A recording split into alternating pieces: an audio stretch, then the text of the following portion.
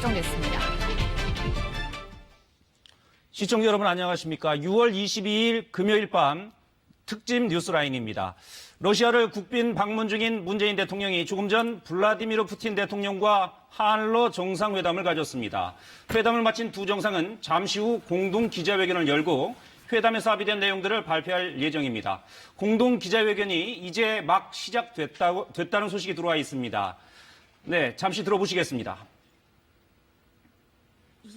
만 톤의 LNG와 2,600만 톤의 석탄을 수출하였습니다. 한국 기업은 북극 매장지 개발하는 데 협조하고 있습니다. 예를 들자면 현재 한국에서 15척의 LNG 쇄변선이 건조되고 있습니다. 그리고 한국 기업이 북극 LNG2 사업에 참여하는 것을 논의되고 있습니다. 한국과 러시아 지방 간 협력도 논의되었습니다. 올해 연말까지는 첫 회 제1차 러시아 한국 간의 지방 협력 포럼을 개최하기로 했습니다. 한국 투자자들이 블라디보스토크 자유항과 이즈베스타 조선소 현대화 사업, 또한 북극 한옥 개척과 GSR 운영 사업에 더욱더 적극적으로 참여할 수 있도록 제안을 했습니다. 이 모든 사업은 동방경제 포럼에 논의될 계획입니다.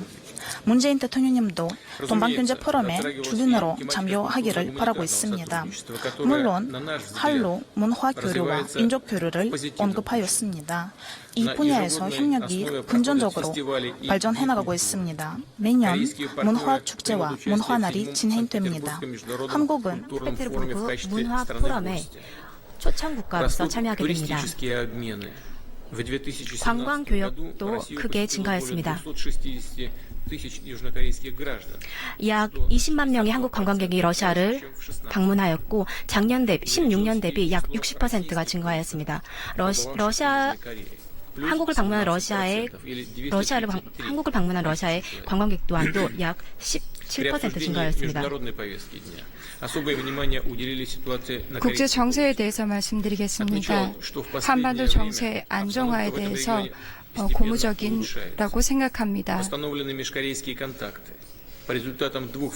남북 정상 간의 회담과 세계 북미 정상회담이 성공적으로 개최됨에 따라 한반도 정세의 안정화가 이루어질 것이라 사료됩니다.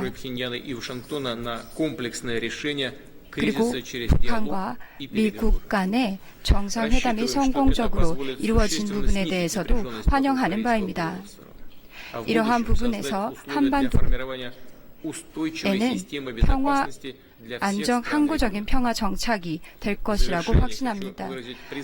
끝으로 문재인 대한민국 대통령과 한국 대표단들에게 이렇게 내실 있고 건설적인 회담을 준비해 주시고 진행해 주신 부분에 대해서 진심으로 감사드립니다.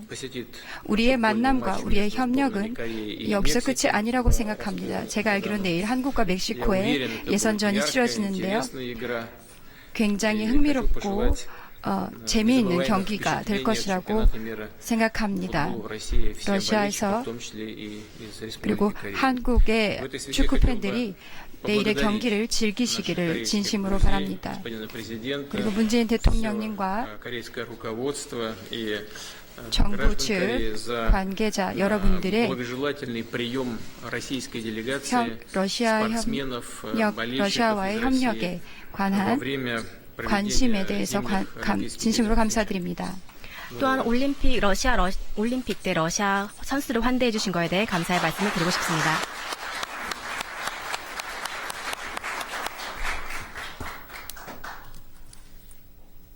나와 우리 대표단을 따뜻하게 환대해 주신 푸틴 대통령님과 러시아 국민들께 각별한 감사를 드립니다. 푸틴 대통령님, 먼저 성공적인 월드컵 개최를 축하드립니다. 러시아 전역에서 축제의 열기가 뜨겁습니다. 러시아 대표팀이 좋은 성적을 거두고 있어서 러시아 국민들이 더욱 열광할 것 같습니다. 한국 축구 팬들도 잠을 잊은 채 월드컵을 즐기고 있습니다. 세계인이 하나가 되는 역사적인 월드컵이 되길 기원합니다. 지난해 동방경제포럼 참가 이후 9개월 만에 국빈으로 러시아를 방문하게 되었습니다. 푸틴 대통령과의 첫 만남 때 제안했던 양국 간의 정례적인 정상회담이 실현되어 매우 기쁩니다. 작년 블라디보스톡을 방문했을 때는 극동의 무한한 잠재력과 다양한 양국 협력의 가능성을 직접 확인할 수 있었습니다. 자연과 문명, 역사와 미래가 공존하는 모스크바에 오니 한러 협력의 미래가 더욱 기대됩니다. 푸틴 대통령님도 같은 마음이라고 믿습니다. 우리는 이미 공통의 정책 방향을 가지고 있습니다. 국민의 삶이 더 나아지도록 하는 것입니다. 우리는 국민들에게 혜택이 돌아가는 양국 협력을 더욱 적극적으로 추진하기로 했습니다. 첫째, 기술 협력과 혁신을 통해 양국이 함께 미래 성장 동력을 마련할 것입니다. 이를 위해 한국에 한러 혁신센터를 설립하고 모스크바에 있는 한러 과기협력센터를 확대하기로 했습니다. 스타트업 간의 교류와 공동창업, 중소벤처기업에 대한 지원이 강화되길 기대합니다. 신산업 분야의 협력도 긴밀해질 것입니다.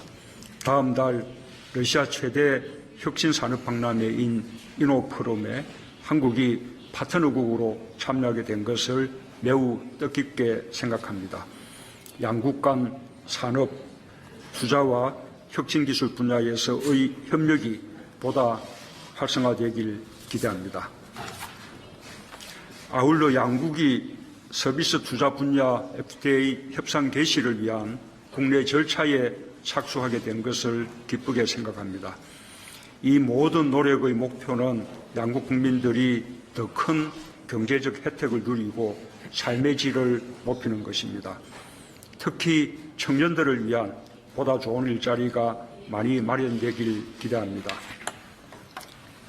둘째, 양국은 유라시아와 극동지역의 평화와 공동 번영이라는 비전을 실현하기 위해 더욱 긴밀히 협력할 것입니다. 나는 지난 9월 동방경제포럼에 참석해 비전 실현을 위한 전략으로 9개 다리를 제안한 바 있습니다. 오늘 우리 두 정상은 철도, 전력, 가스, 조선, 항만 등 9개 분야 협력의 중요성을 재확인했습니다. 포괄적이고 구체적인 내용을 담은 9개 다리 행동 계획이 조속한 시일 내에 채택되어 협력이 가속화되길 기대합니다. 지방도시 간 교류도 활성화시키기로 했습니다. 한국의 17개 광역지자체와 러시아 극동지역 지방정부가 참여하게 됩니다. 양국 국민들의 일상생활과 가까운 풍성한 실질 협력이 이루어지길 기대합니다. 셋째, 의료, 보건 분야의 협력을 확대해 국민들의 건강과 복지를 정진시킬 것입니다. 조만간 모스크바 국제의료특구 스콜코보에 한국형 종합병원이 개원합니다. 암, 심장, 뇌신경의 전문성을 갖춘 양국 의료진의 활약을 기대합니다. 첨단 정보통신 기술을 활용한 미래형 의료협력도 곧 시작됩니다.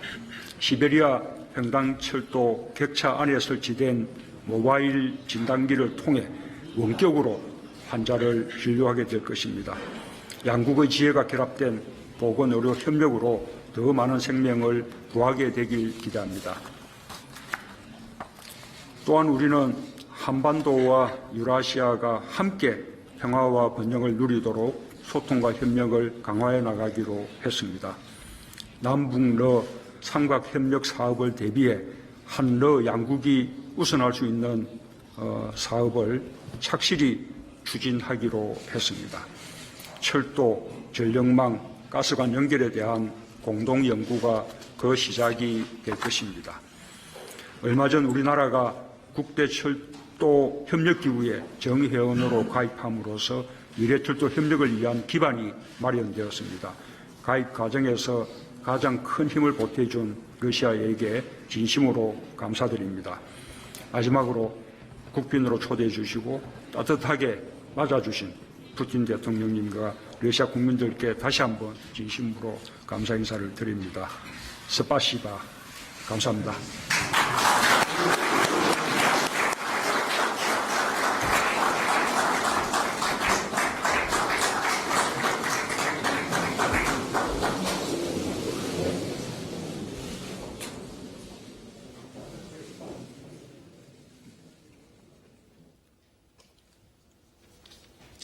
네, 문재인 대통령과 푸틴 러시아 대통령의 공동 기자회견 들어보셨습니다. 이번 공동 기자회견에는 어떤 내용들이 담겼는지 자세히 알아보겠습니다. 이 자리에는 국가안보전략연구원의 조성열 박사, 정치외교부 김기영 기자 나와 있습니다. 두 분 어서 오십시오. 예, 안녕하십니까. 자, 조 박사님. 근 20년 만에 우리 대통령이 러시아를 방문했는데 먼저 이번 러시아 방문의 의미를 먼저 좀 설명해 주시죠. 예, 이번에 19년 만에 우리 대통령이 국빈 방문하셔가지고요. 또 사상 최초로 러시아 하원 듀마에서 연설하셨습니다. 네. 이번에 그 한러 정상회담은 무엇보다도 최근에 이제 그 남북 정상회담 그리고 북미 정상회담을 통해서 만들어진 한반도의 비핵화와 평화 체제에 대한 러시아의 또 확고한 지지를 얻어내는 데 일차적인 목적이 있는 것 같습니다. 네. 그리고 작년 3차 동방경제 포럼에 문 대통령이 참석하셔가지고 푸틴 대통령과 이런 게 9개의 다리 구상을 합의를 했습니다. 이번에는 직접 모스크바에 가셔가지고 이런 9개의 다리에 대한 어떤 실천 계획을 구체화시키는 데 의미가 있다고 생각합니다. 네. 이 부분은 이제 향후 우리의 어떤 이 신북방 정책과 또 푸틴 대통령이 추진하는 신동방 정책이 결합되는 그런 커다란 의미가 있다고 생각합니다. 네. 자, 김 기자. 네. 금방 그 공동 기자회견이 열렸는데 네. 공동 기자회견에서 어떤 얘기들이 있었는지 좀 정리해 볼까요? 네, 푸틴 러시아 대통령과 문재인 대통령 순으로 각각 공동 기자회견 발표문을 발표했습니다. 네. 푸틴 러시아 대통령 같은 경우에는 문화 교류 활성화, 한러 간의 문화 교류 활성화를 가장 먼저 얘기를 했고요. 네. 무엇보다 가장 중요하게 한반도 정세 안정이 고무적이다. 이런 발언을 했습니다. 남북 정상회담과 북미 정상회담 성공에 대해 한반도 정세가 안정화됐고 그 북미 간 정상회담이 성공한 것에 대해서 상당히 기쁘고 축하한다. 이런 말도 했습니다. 한반도의 항구적 평화 정착과 평화 정착을 확신한다. 이런 얘기도 했습니다. 그리고 월드컵 얘기도 했는데요. 내일 모레 새벽이죠. 모레 새벽에 한국과 멕시코 예선 2차전이 있는데 꽤 흥미롭고 재미있는 경기가 될 것이다. 네. 기대하고 있다. 이런 얘기도 했습니다. 네. 그리고 문 대통령은 역시 성공적인 월드컵 개최를 축하한다. 이런 얘기를 먼저 했고요. 한러 경제 협력에 대한 기대감을 나타냈습니다. 기술 협력과 혁신을 통한 미래 협력 방안에 대해서도 얘기를 했고요. 서비스 투자 분야, 특히 한러 간의 FTA 협상을 준비하기 위한 절차가 각국별로 시작된 것을 기쁘게 생각한다. 이렇게 말했습니다. 네. 지난해 아까 말씀하셨던 동방경제포럼에서 얘기했던 철도와 가스, 전력 등 분야, 이른바 9개 다리 분야에 대한 협력을 다시 한번 강조했습니다. 그리고 의료와 보건, 협력에 대한 기대감도 나타냈고요. 남북러 삼각 협력 사업을 한러가 우선적으로 추진하자. 이런 의향도 밝혔습니다. 네. 그런데 공동 기자회견을 하기 전에 네. 양국 대통령이 양해각서를 체결하는 모습이 좀 나오던데 네네. 그 양해각서는 어떤 내용입니까? 네, 당초 양해각서는 4건 정도가 준비되어 있었습니다. 네. 그런데 이번 정상회담을 진행하는 과정에 8건이 추가됐고 오늘 12건에 대한 양해각서 체결을 한국과 러시아 각국의 대표들 12건이요? 12건에 대한 양해각서 체결을 서명을 했고요. 이와는 별도로 또 서명식을 하지 않은 7건의 양해각서 포함해서 모두 19건의 양해각서가 이번에 체결이 됐습니다. 네. 내용을 좀 구체적으로 돌아보면요. 당초에 4건의 양해각서는 한국과 러시아 간 혁신 플랫폼 구축과 지방 간 협력, 그리고 전력 분야 협력을 다짐하는 내용, 그리고 여기에 2020년이 한러 수교 30주년이 되는데요. 그 문화교류를 활성화하자, 이런 내용이 당초에 4건이 있었습니다. 네. 여기에 8건이 더 추가가 됐는데요. 정상회담을 거치면서 8건이 추가된 것은 서비스와 투자 분야 자유무역 협정 FTA, 그 개시를 위한 국내 절차를 추진하자 이런 내용이 있었고요. 여기에 초고속 인터넷을 비롯한 ICT 분야, 철도와 체육교류, 의료와 보건 분야 협력, 북극 천연가스 개발 등이 또 추가됐습니다. 아까 말씀드렸듯이 이와 별도로 양국이 공식 서명식을 갖지 않은 7건을 포함할 경우 모두 19건의 MOU가 체결된 것으로 보입니다. 네, 대부분 경제 협력 관련 그 분야들이군요. 네, 그렇습니다. 그런데 그렇게 경제 협력 관련 분야들에 대한 양해각서가 체결됐지만 역시 가장 우리가 관심을 갖고 중요하다고 생각되는 분야는 역시 한반도 평화 정착과 관련된 분야. 그 분야에 대해서는 어떤 얘기들이 오갔을까요, 조 박사님? 예, 이번에 그 문재인 대통령이 하원 연설을 통해서 한반도 평화 체제가 이제 구체화되고 정책이 될 경우 동북아 다자 평화 안보 협력체를 만들자고 제안하셨습니다. 네. 이 부분은 이제 뭐 크게 보면 두 가지 의미가 있을 수 있는데요. 하나는 현재의 또 한반도 평화 체제 구조를 좀 확고하기 위해서 러시아의 지지를 끌어내기 위해서 지금 러시아는 이제 동북아의 6개국 중에 속하고는 있지만 상대적으로 이제 그 러시아의 중심지가 모스크바에 있기 때문에 발언권이 상당히 약하다고 볼 수 있습니다. 네. 그동안에 러시아가 관심 가지고 있는 부분은 동북아시아의 다자안보 분야거든요. 그리고 과거 육자회담에서도 동북아 다자 회의의 어떤 의장국을 맡은 바가 있습니다. 그래서 일단 이제 중국뿐만 아니라 러시아의 또 협력을 끌어내기 위해서 러시아가 관심을 가지고 있는 동북아 다자 안보 협력 부분에 대해서 촉구했다고 볼 수 있고요. 또 하나는 현재 진행되고 있는 한반도에서의 어떤 북미 정상회담 그리고 남북 정상회담의 그 귀결이 결국 한반도 냉전 구조 해체로 이어지지만 이런 어떤 한반도 냉전 구조 해체가 어떤 미래의 동북아시아의 평화 질서에 대해서 어떤 모습이 그려질까에 대해서는 아직 확인된 바가 없습니다. 네. 그 분야에서 지금 이제 각국의 어떤 정상 외교들이 이루어지고 있는데 지금 이번에 이제 그 한러 정상회담을 통해서 최근에 이제 새롭게 이제 동아시아의 평화 질서의 그림들이 만들어지겠다고 봅니다. 그래서 그동안에 이제 이루어지지 못했던 한국과 일본, 중국 간의 정상회담도 지난번에 있었고요. 또 이달 말이면은 존 볼턴 국가안보보좌관이 또 러시아를 방문할 예정입니다. 그래서 미국과 러시아 간의 정상회담도 추진 예정인데요. 네. 전체적으로 본다면 이번에 이제 한러 정상회담을 가짐으로써 동북아시아의 새로운 어떤 평화 질서의 윤곽들이 점점 만들어지고 있고요. 이 가운데에서 특히 이 중심에 있는 것이 한반도를 둘러싼 정세 변화이기 때문에 우리 대통령께서 직접 러시아를 방문해서 러시아의 협력을 이끌어내고 또 새로운 한반도 평화 체제 구축 이후에 동북아의 다자안보 질서에 대한 나름대로 어떤 그 러시아의 지지를 끌어내려고 하는 이런 이제 의도가 있었다고 봅니다. 네. 근데 동북아 다자안보 협력 분야가 실제로 실현 가능성은 어느 정도나 있다고 보십니까? 예, 아직은 그 한반도 평화 체제 문제가 정책되지 않았기 때문에 당장 실현되기는 어렵습니다. 하지만 현재 그 한반도에서의 어떤 그 동북아 질서가 주로 미국과 중국 간의 어떤 대립구도로 될 경우는 상당히 한반도 평화 정착도 어려워질 수가 있습니다. 그렇기 네. 때문에 우리 정부로서는 경제 협력을 매개로 해서 특히 작년 그 동방경제 포럼에서 합의했던 나인 브릿지 문제 그리고 2020년에 한러 수교 30주년을 맞아서 보다 더 확대된 경제 협력과 인적 교류를 바탕으로 해서 러시아를 어떤 그 한반도 문제의 주요한 행위자로 끌어들임으로써 좀 더 이제 안정적인 이런 어떤 한반도 질서를 만들고자 하는 이런 의도가 있다고 생각합니다. 네. 네, 사실 한반도 평화 체제 구축이라고 얘기하는 것은 굉장히 길고 먼 과정이거든요. 예를 들자면 지금 같은 경우에는 북미 간의 그러니까 비핵화를 둘러싼 협상이 진행되고 있는 상황이고 북미 간의 협상이 잘 진행되었을 경우에 청와대 같은 경우에는 종전선언으로 이어질 수 있다라고 생각을 하고 있고 종전선언이 이루어진 다음에는 한반도 평화협정 체결 거기에는 북한과 미국 그리고 우리나라 그리고 중국도 참여할 수 있을 것이다라는 그림을 그리고 있는 것으로 보입니다. 그 이후에 만들어질 수 있는 것이 말씀하셨던 동북아 평화체제라고 얘기할 수 있는데 거기에 러시아와 일본이 끼어들 수 있는 틈이 생기는 것 아닌가 하는 관측이 있는 것 같습니다.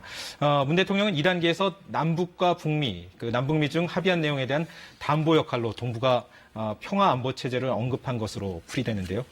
특히 러시아의 역할은 2단계에서 중요해질 수 있을 것이다. 이렇게 보고 있는 것으로 보입니다. 네. 동북아 다자안보 협력의 그 한복판에 북한 문제가 있는 게 아닌가 하는 생각도 드는데요. 그럼 이번에 한반도 비핵화 문제에 대해서는 한러 양국의 그 이해관계가 어떻다고 보십니까? 예, 지금 사실은 이제 지금 북한과 미국 간에도 북한의 비핵화와 관련해서 핵심 쟁점은 북한에 대한 체제 안전 보장 문제입니다. 네. 지금 지난번 싱가포르에서도 여러 가지 어떤 긴밀한 논의가 있었지만 포괄적 합의에 이제 머물렀다고 볼 수 있는데 이런 일괄 타결이 만들어지지 않은 이유도 북한에 대한 체제 안전 보장 문제가 확립되지 않았기 때문에 그렇습니다. 그래서 우리가 사실은 이제 북미 간의 어떤 체제 안전 보장 문제도 있지만 이런 다자 간의 어떤 북한 비핵화 시 북한에 대한 체제안전 보장 방안으로서 유엔 안보리 결의에 의한 체제안전 보장 방안이 지금 검토되고 있습니다. 그럴 때 지금 유엔 안보리 상임이사국으로서 국제 문화에서 중요한 역할을 하고 있는 러시아 협력이 기여하다고 볼 수 있습니다. 그렇기 네. 때문에 러시아의 어떤 협력을 이끌어내고 또 이 부분을 이제 또 러시아가 관심 가지고 있는 이런 이 동북 이른바 이제 연해주나 이 지역에서의 안전 문제와 또 극동 개발 문제 이 부분과 우리가 연결시키면서 러시아의 어떤 적극적인 협력을 이끌어내려고 하는 이런 의도가 있다고 생각합니다. 네. 그러니까 러시아는 한반도 비핵화 문제에 있어서 미국의 북한의 체제 보장을 좀 촉구하는 그런 입장이군요. 네, 그렇다고 볼 수 있을 것 같습니다. 네. 예. 그러면 이번에 러시아에서 양국 대통령이 협력을 합의한 부분 중에 경제 분야를 좀 알아볼까요? 어떤 내용들이 좀 다뤄졌습니까? 경제 의제. 경제협력 방안에 대해서는 상당히 다양한 경제 분야의 의제들이 다뤄진 것으로 보입니다. 네. 먼저 민간 항공기 제작, 자동차 생산, 조선 등 제조업 분야 협력에서 시작해서 초고속 인터넷, 인공지능, 5G로 대표되는 무선 통신망 관련 협력도 논의가 됐습니다. 네. 여기에 철도와 전력, 가스관 연결 등 에너지와 물류 분야 협력 방안도 논의가 됐는데요. 한러 양국은 특히 문 대통령이 지난해 9월 동방경제 포럼에서 얘기를 했었죠. 9개 다리 부분, 즉 가스 산업과 철도, 항만 인프라, 전력, 북극 항로, 조선, 일자리 창출, 농업, 수산 등에서 구체적인 투자 프로젝트 수립하고 이것을 이행하기 위한 관리 행동 계획을 마련하는 데 합의했습니다. 네. 자, 조 박사님. 러시아가 특히 철도와 에너지 분야에 관심이 많은 것 같아요. 왜 그렇습니까? 이 부분은 이제 사실 아까 방금 얘기하신 것처럼 작년에 합의했던 9개 사항 중에서 중요한 분야는 전력, 가스, 철도 분야의 경우는 그동안에는 이제 남북 관계가 악화되어 있었기 때문에 직접 남북러 삼각 협력할 수가 없었습니다. 그렇기 때문에 작년에 합의했던 부분은 남북러 삼각이 아니라 바로 한러 간의 협력이 가능한 조선과 북극 항로 그리고 항만 개발 쪽에 초점을 맞춰졌는데요. 네. 오늘 이제 아까 대통령께서 얘기하신 기자회견을 보면은 이번에는 이제 남북러 협력이 좀 더 강조된 것 같습니다. 아마 이 변화된 한반도 상황 때문에 그렇다고 보는데요. 지금 러시아 입장에서 본다면은 이 극동 지역이 광활한 영토에 비해서 상당히 이제 인구도 적고 또 러시아가 현재 개발하기에는 여력이 좀 부족한 지역입니다. 그렇기 때문에 가장 중요한 관심사는 지금 한러 간의 협력인데 지난 20년 동안 한러 간의 여러 협력을 약속을 했지만 실제 이루어지지 못했습니다. 그런데 이번에 이제 남북 관계 개선되고 남북러가 연결되려면 가장 중요한 부분이 철도라고 볼 수 있고요. 또 철도가 개설되면은 이 부분이 이제 바로 가스관 연결로 연결될 수 있습니다. 왜냐하면 네. 철도가 연결되면 바로 이어가지고 가스관 연결이 가능하거든요. 그래서 이렇게 되면은 그동안에 남북관계 악화로 인해서 미뤄졌던 남북러 협력이 가능하게 되고요. 이러한 부분은 결국은 러시아가 한반도 문제에서 경제 이해관계를 가짐으로써 전체적으로 이제 한반도 정세를 안정시키는 이런 효과도 있다고 생각합니다. 네. 요즘 남북러 삼각협력이라는 말이 급부상했는데 그 핵심 분야가 역시 철도와 에너지가 될 것이다. 이렇게 보시는 거군요. 예. 김 기자. 네.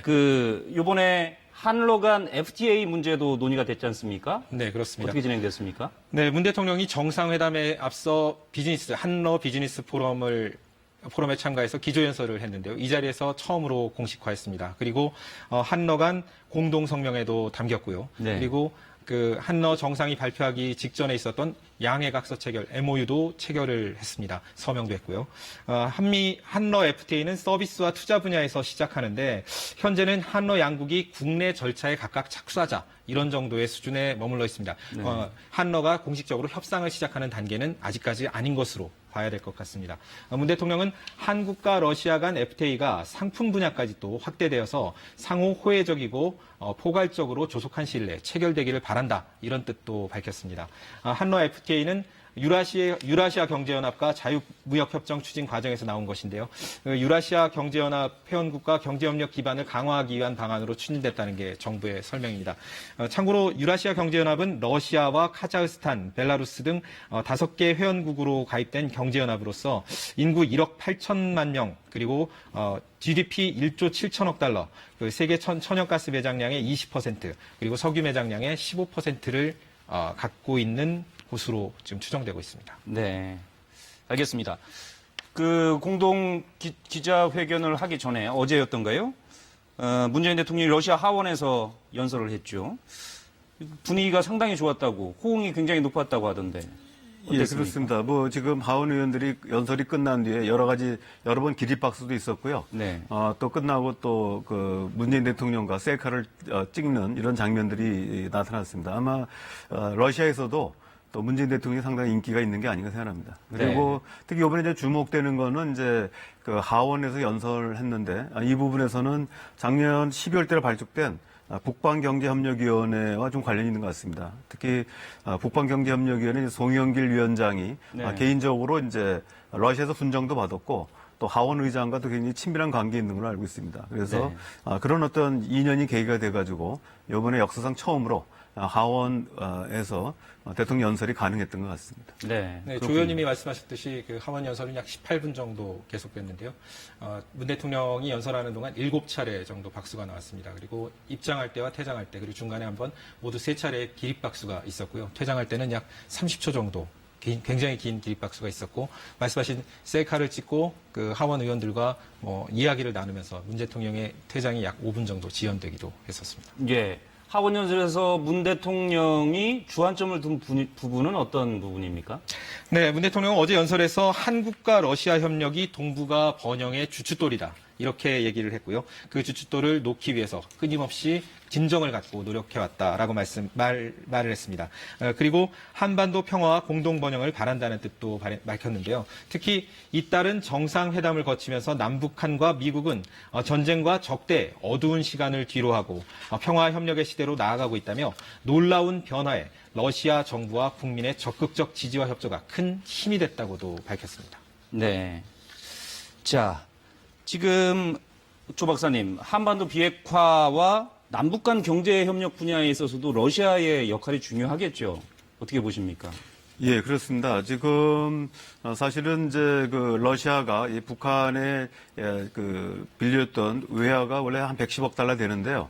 몇 년 전에 이제 그 90억 달러 정도 탕감을 하고 또 실제로도 나머지 그 금액에 대해 원금에 해당되는데요. 이 부분에 대해서도 북한과 러시아 간의 철도 연결 비용으로 대체하는 이런 이제 과감한 조치를 취한 바가 있고요. 그리고 이제 그 지금 러시아는 아까도 말씀드렸지만 지금 이제 전력이 굉장히 풍부하고 에너지가 좀 풍부한 지역입니다. 그래서 지금 그 잉여 에너지 특히 이제 그 전력을 북한을 통해서 한국에 좀 제공하는 이런 문제에 관심을 많이 가지고 있습니다. 이런 부분을 통해서 한국의 이제 그 신동방 지역에서 또 투자를 이제 이끌어내고 또 한국과 일본의 투자를 통해서 이 지역을 낙후된 이런 어떤 그 극동 지역 개발에 관심을 많이 가지고 있습니다. 그리고 또 이런 부분들이 다른 한편으로는 러시아의 어떤 존재, 동북아에서의 어떤 러시아 존재를 부각시킬 수 있고 이런 부분들이 이제 한반도 평화에도 기여할 수 있다라고 하는 것이 러시아의 생각인 것 같습니다. 네.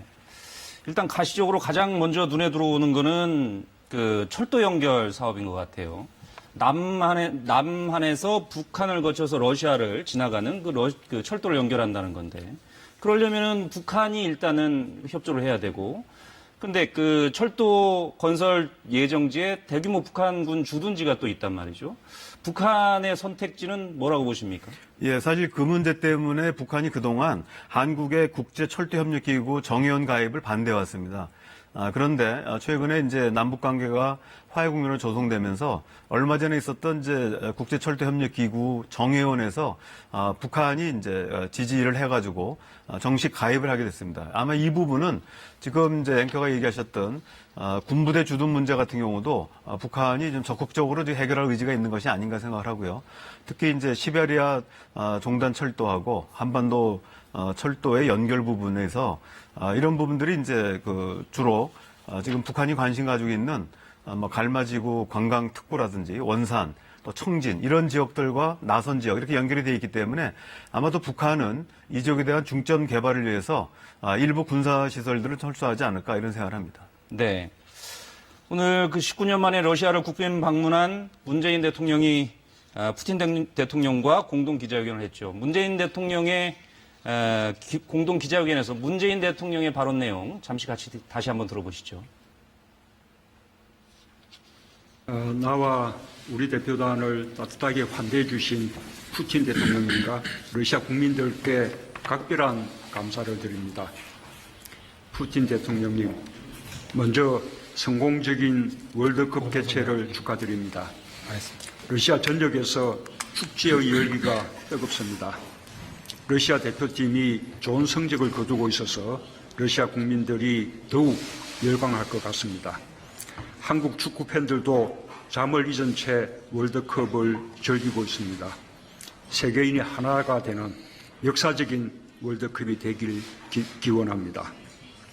지난해 동방경제포럼 참가 이후 9개월 만에 국빈으로 러시아를 방문하게 되었습니다. 푸틴 대통령과의 첫 만남 때 제안했던 양국 간의 정례적인 정상회담이 실현되어 매우 기쁩니다. 작년 블라디보스톡을 방문했을 때는 극동의 무한한 잠재력과 다양한 양국 협력의 가능성을 직접 확인할 수 있었습니다.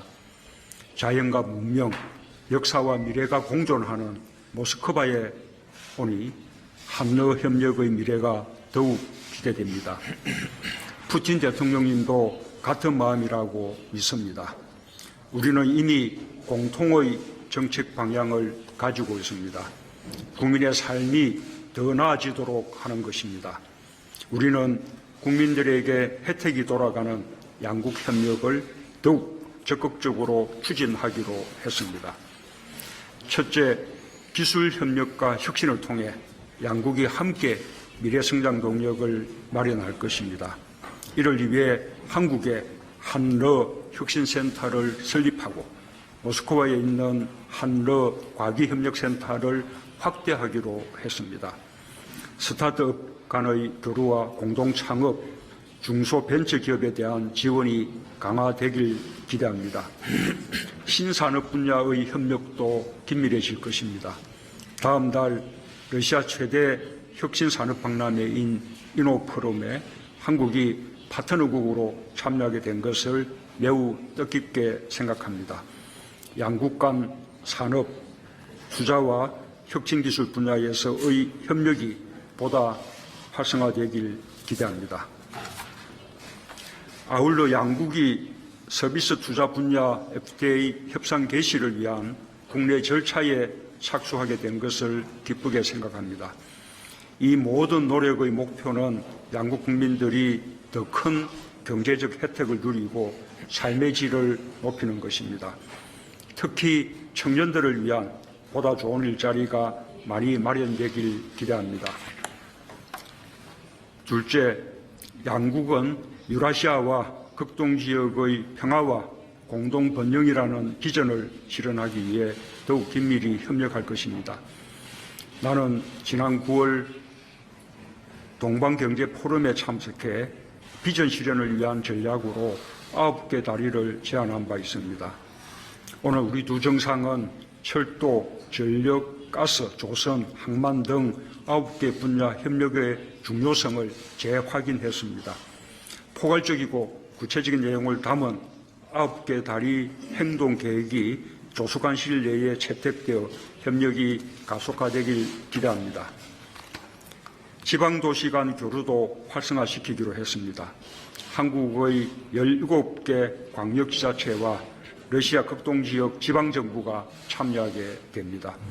양국 국민들의 일상생활과 가까운 풍성한 실질협력이 이루어지길 기대합니다. 셋째, 의료, 보건 분야의 협력을 확대해 국민들의 건강과 복지를 정진시킬 것입니다. 조만간 모스크바 국제의료특구 스콜코보에 한국형 종합병원이 개원합니다. 암, 심장, 뇌신경의 전문성을 갖춘 양국 의료진의 활약을 기대합니다. 첨단 정보통신 기술을 활용한 미래형 의료 협력도 곧 시작됩니다. 시베리아 횡단철도 객차 안에 설치된 모바일 진단기를 통해 원격으로 환자를 진료하게 될 것입니다. 양국의 지혜가 결합된 보건의료 협력으로 더 많은 생명을 구하게 되길 기대합니다. 또한 우리는 한반도와 유라시아가 함께 평화와 번영을 누리도록 소통과 협력을 강화해 나가기로 했습니다. 남북러 삼각협력 사업을 대비해 한러 양국이 우선할 수 있는 사업을 착실히 추진하기로 했습니다. 철도, 전력망, 가스관 연결에 대한 공동 연구가 그 시작이 될 것입니다. 얼마 전 우리나라가 국제철도 협력기구에 정회원으로 가입함으로써 미래철도 협력을 위한 기반이 마련되었습니다. 가입 과정에서 가장 큰 힘을 보태준 러시아에게 진심으로 감사드립니다. 마지막으로 국빈으로 초대해 주시고 따뜻하게 맞아주신 푸틴 대통령님과 러시아 국민들께 다시 한번 진심으로 감사 인사를 드립니다. 스파시바. 감사합니다.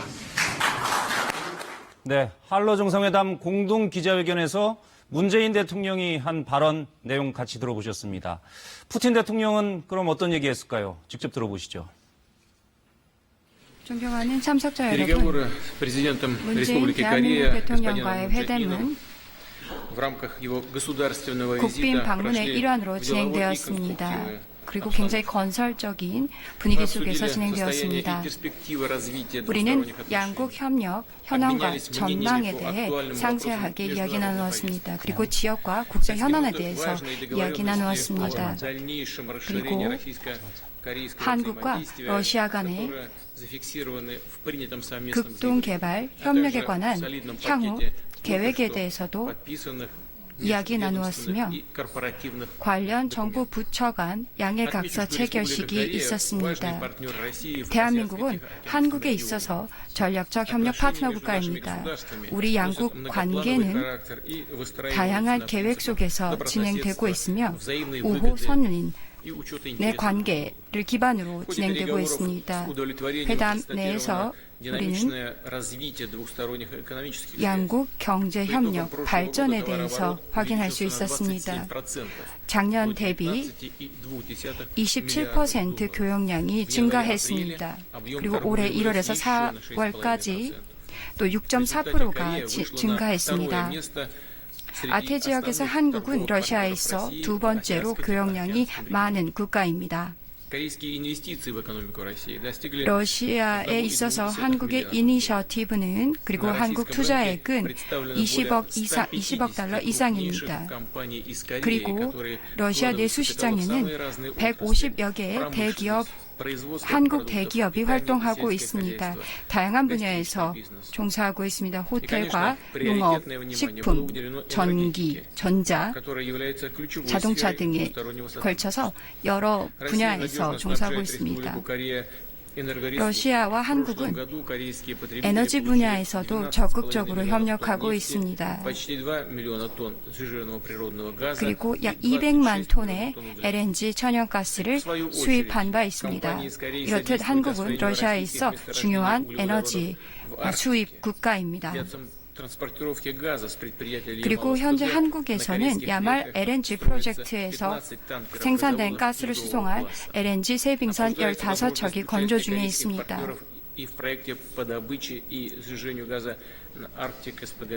따라서 한국의 LNG 야말 프로젝트에 활발한 참여가 이루어지고 있습니다. 저희는 또한 양국 지역 간의 협력에 대한 논의를 하였습니다. 올해 말에는 제1차 지역 협력 포럼이 개최될 예정입니다. 저희는 투자자들에게 극동 개발 지역 프로그램에 활발한 참여를 기대하고 있습니다. 이것은 블라디보스톡 자유항 그리고 지베스다 조선소 현대화 그리고